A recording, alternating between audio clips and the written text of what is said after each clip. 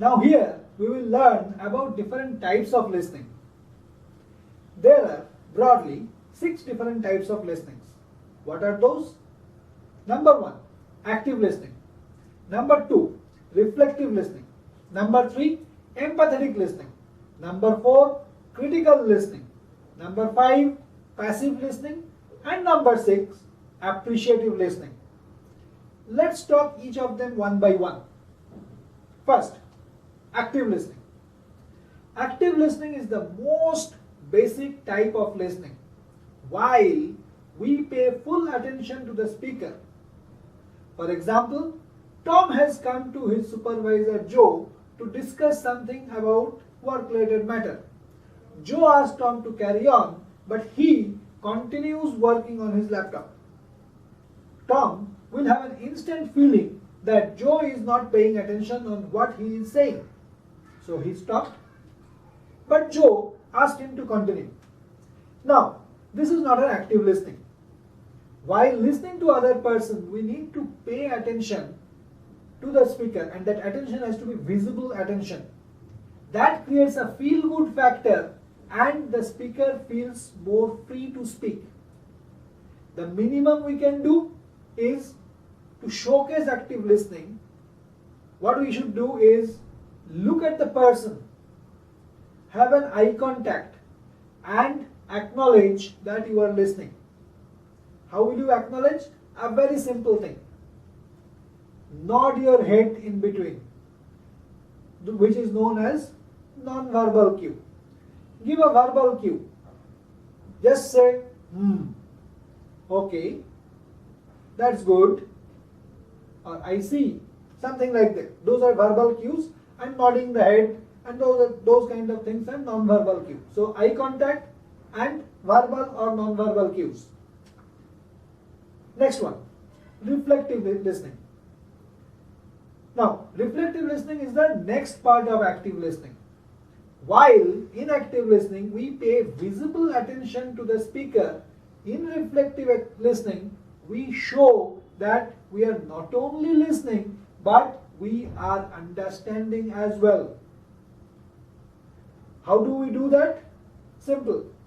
We can do this by paraphrasing what has been told to us. Remember, the basic difference between active listening and reflective listening is, in active listening, we look at the speaker, keep an eye contact, but may or may not be giving full mental attention to the speaker. While in the reflective listening, by paraphrasing, we ensure that we have understood what has been told. Thus, it clears any possible ambiguity or assumptions. The word empathy means put yourself in others' shoe. So, third part, a third type, empathetic listening, means you really feel or understand the situation or the emotion of the speaker. This helps to build a relationship and trust. We will talk about more in details later. Empathetic listening is very, very useful during possible conflicting situation or while you may have communicated a bad news to a person and then the person is speaking about you. Say for example, you have done the performance appraisal, your team member was expecting a promotion, but he or she had not got the promotion.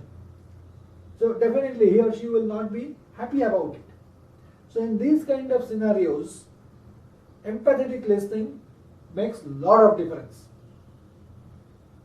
Type 4, appreciative listening.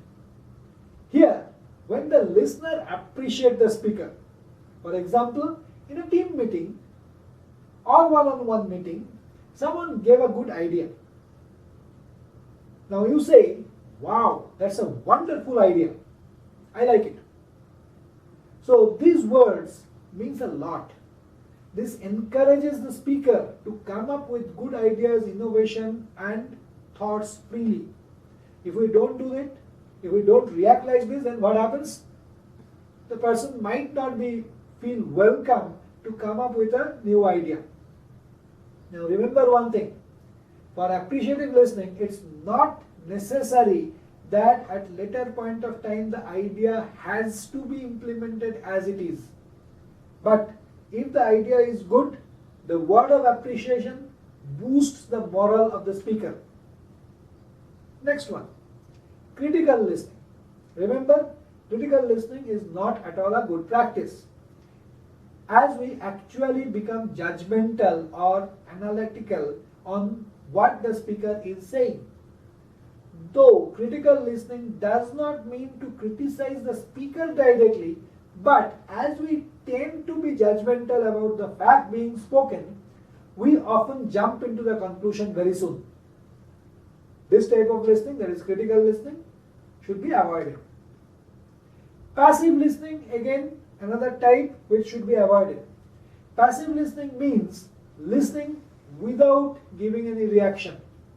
In this case, the speaker often gets confused whether he or she is actually being listened or not.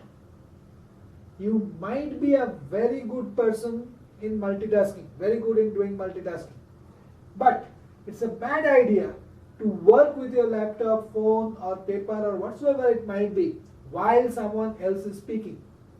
This is called passive listening. As a listener, you lose trust of the speaker as the speaker strongly feels that he or she is actually speaking to a wall. Great. So, to summarize what we have learned so far, we have spoken about what do we mean by active listening, how active listening can help us. We have also seen 6 different types of listening. In the next module, we will learn how active listening helps us to improve our relationship.